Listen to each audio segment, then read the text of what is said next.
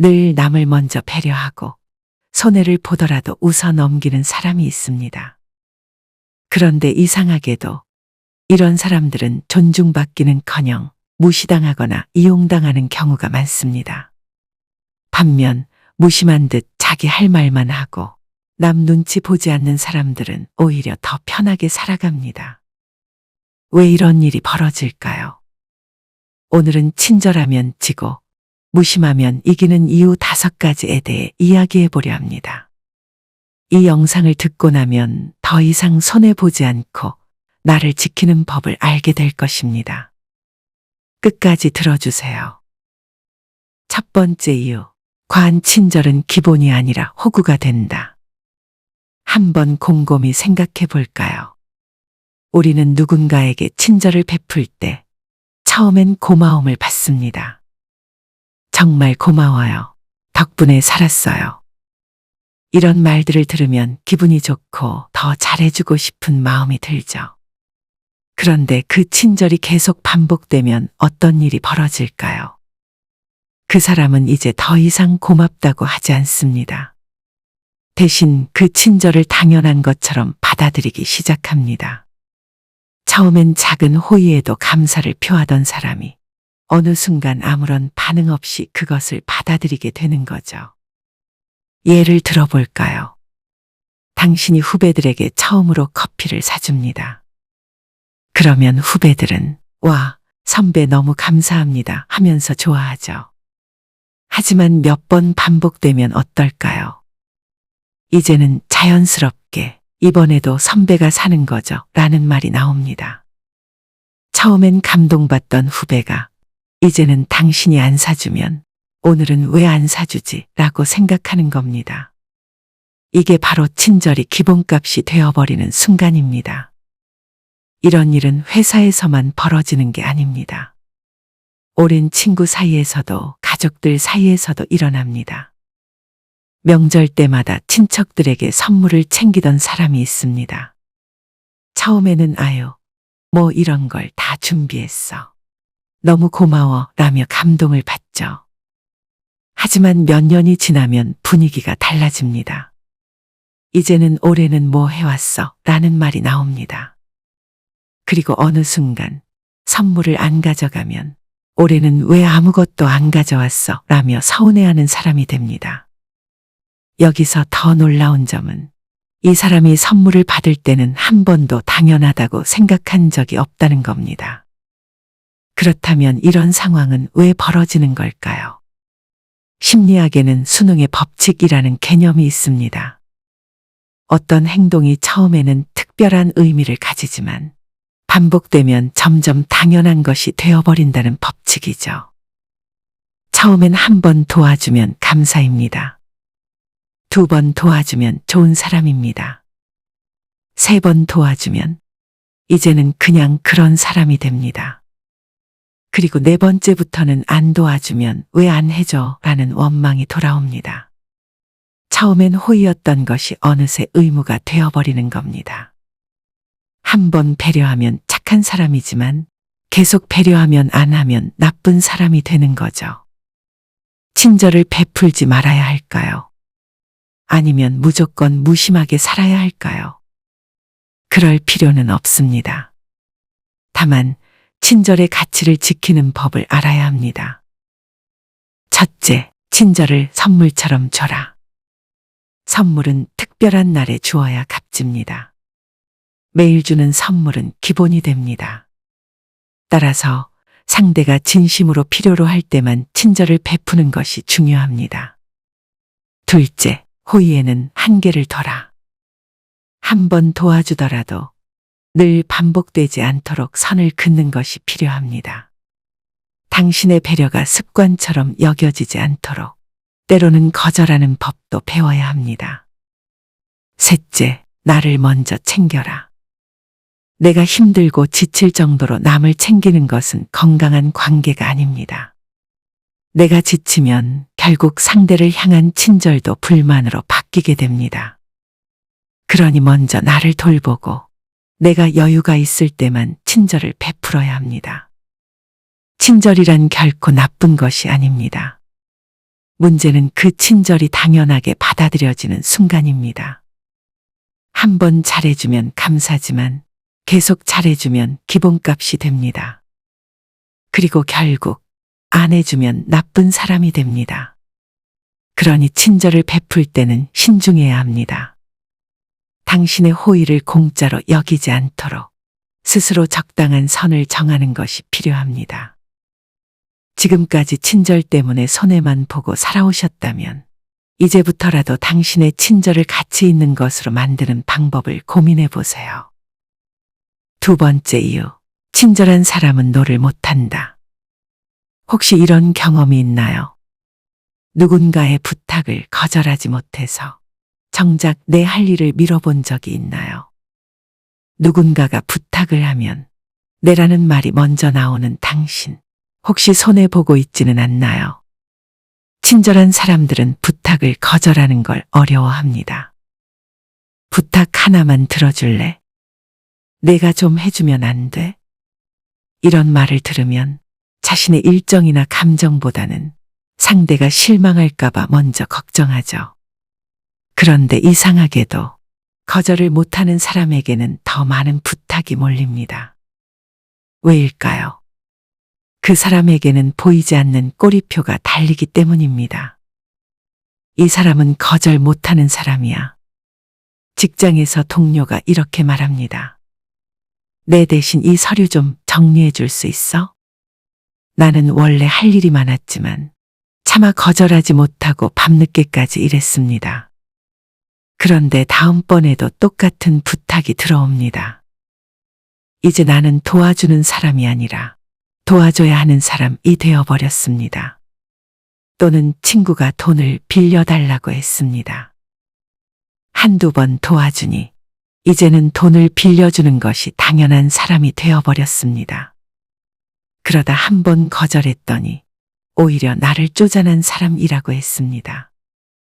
이럴 때는 과연 내가 잘못한 걸까요? 아니요. 처음부터 내가 거절하는 법을 몰랐던 것뿐입니다. 그렇다면 우리는 어떻게 거절해야 할까요? 첫째, 짧고 단호하게 말하라. 미안하지만 어려울 것 같아. 이번에는 힘들겠어. 둘째, 이유를 길게 설명하지 마라. 내가 바빠서, 요즘 힘들어서. 이렇게 설명하면 상대가 설득하려고 합니다. 대신, 안 돼, 어려워. 라고 짧게 말하는 것이 더 효과적입니다. 셋째, 대안을 제시하라. 나는 도와주기 어렵지만 다른 방법을 찾아보는 게 좋겠어. 이렇게 말하면 상대방도 무조건 이 사람에게 의존하면 안 되겠구나. 라고 생각하게 됩니다. 넷째, 너무 친절하게 거절하지 마라. 너무 미안한데, 정말 돕고 싶은데, 그런데 어려울 것 같아.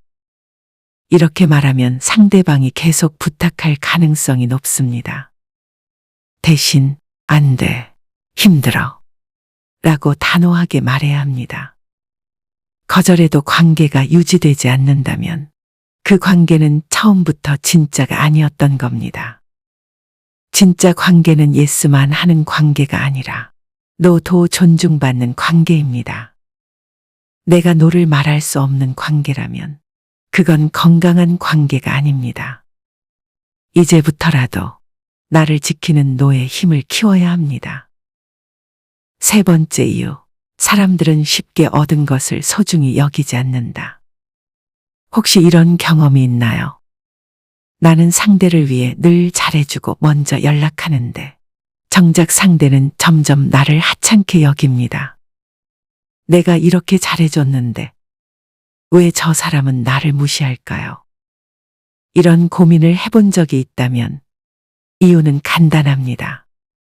사람은 쉽게 얻은 것을 귀하게 여기지 않습니다. 공짜로 받은 물건은 쉽게 잃어버려도 신경 쓰지 않습니다. 하지만 어렵게 산 물건은 아껴 씁니다. 사람 관계도 똑같습니다.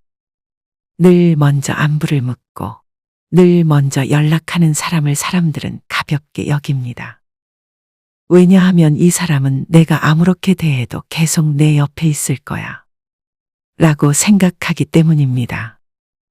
그런데 이상하게도 무심한 사람들은 오히려 더 대접받습니다.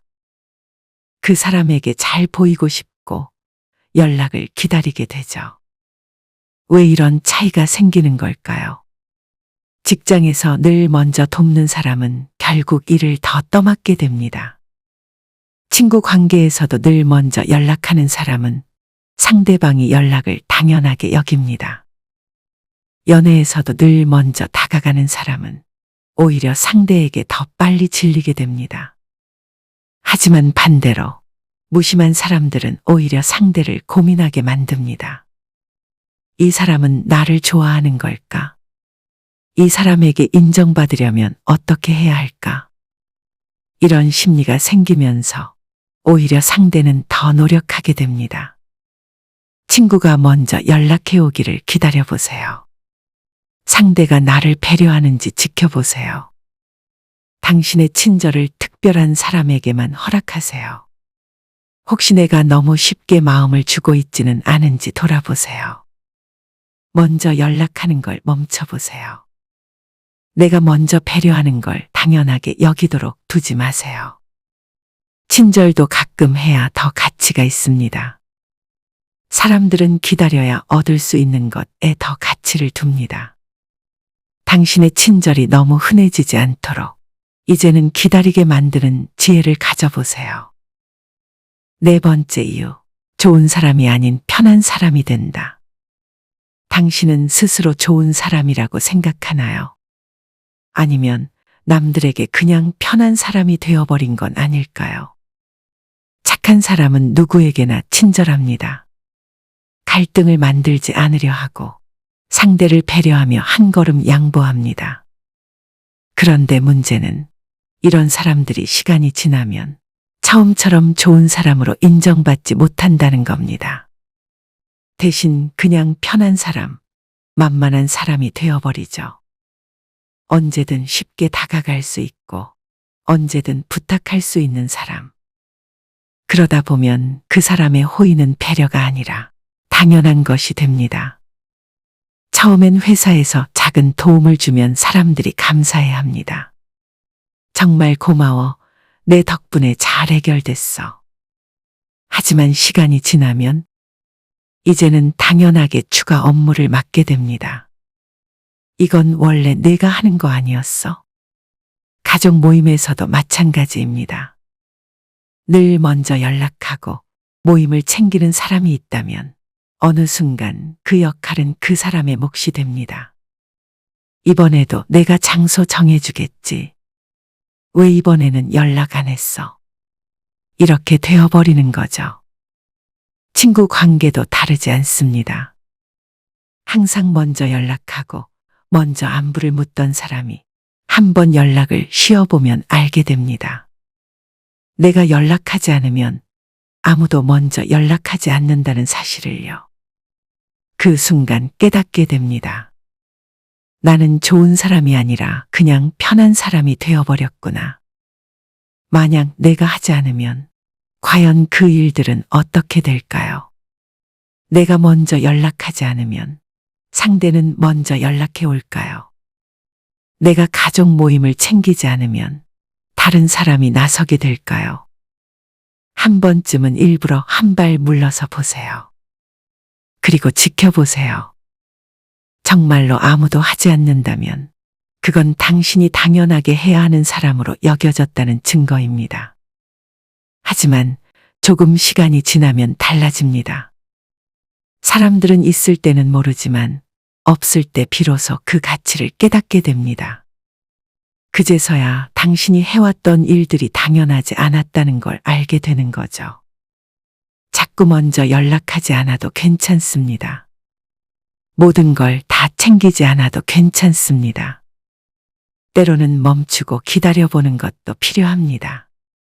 언제든 부르면 달려오는 사람이 아니라 곁에 있어서 감사한 사람이 되어야 합니다. 이제는 편한 사람이 아니라 소중한 사람이 되기로 해요. 다섯 번째 이유, 나를 소중히 해야 남도 소중히 여긴다. 우리는 왜 이렇게 살아야 할까요? 나는 친절하고 다정한 사람인데 왜 가끔 외롭고 서운할까요? 착하게 살면 좋은 사람만 남아야 하는데 왜 현실은 그렇지 않을까요? 혹시 너무 오래 남만 챙기느라 나 자신을 챙기지 못하고 있지는 않나요? 그럼 차갑게 살아야 하나요?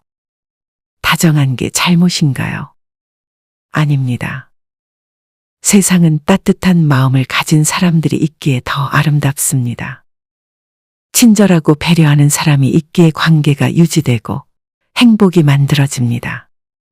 그러니 우리는 여전히 다정하게 살아야 합니다. 하지만 그 다정함을 나 자신에게도 베풀어야 합니다. 자신을 돌보지 않는 다정함은 결국 나를 상처 입히는 길이 됩니다. 친절한 사람들은 보통 자기 자신보다는 남을 먼저 생각합니다. 그래서 자기 감정이 다치면서도 상대가 편하면 된다고 생각하죠. 하지만 나를 소중히 여겨야 남도 나를 소중히 여깁니다. 내가 나를 함부로 대하면 남도 나를 가볍게 여기게 됩니다. 내가 나를 존중하면 남도 나를 존중합니다. 그러니 이제부터는 스스로에게 이렇게 말해보세요. 하기 싫은 일이라면 이제는 거절해도 괜찮습니다. 불편한 관계를 억지로 이어가느라 내 마음을 다치게 하지 마세요. 마음이 가는 사람들에게만 따뜻하세요. 그게 더 건강한 관계입니다. 그렇게 하면 진짜 좋은 사람들만 남게 됩니다. 당신의 친절이 꼭 필요한 사람들에게 닿을 수 있도록 먼저 당신 자신을 아껴주세요. 당신도 소중한 사람입니다. 그러니 스스로를 더 사랑해 주세요. 친절한 사람이 인정받고 더 잘 되는 세상이었으면 좋겠습니다. 하지만 우리는 모두 알고 있습니다. 현실은 그렇게 단순하지 않다는 걸요. 친절은 무기가 될 수도 있고, 친절은 약점이 될 수도 있습니다. 그 차이는 내가 그 친절을 어떻게 사용하느냐에 달려 있습니다. 나를 지키는 친절은 무기가 됩니다. 하지만 나를 희생하는 친절은 약점이 됩니다. 친절이 나를 보호하는 방패가 될 수도 있지만 나를 상처 입히는 틈이 될 수도 있습니다. 이제부터는 남에게 휘둘리지 않는 친절, 나 자신도 지킬 수 있는 친절, 그런 친절을 선택하세요. 오늘 이야기가 여러분의 마음에 작은 울림이 되었기를 바랍니다. 여러분은 어떤 생각이 드셨나요? 여러분의 이야기를 댓글로 남겨주세요. 그럼 다음 이야기에서 또 만나요. 지금까지 노후 산책이었습니다. 끝까지 함께 해주셔서 감사합니다.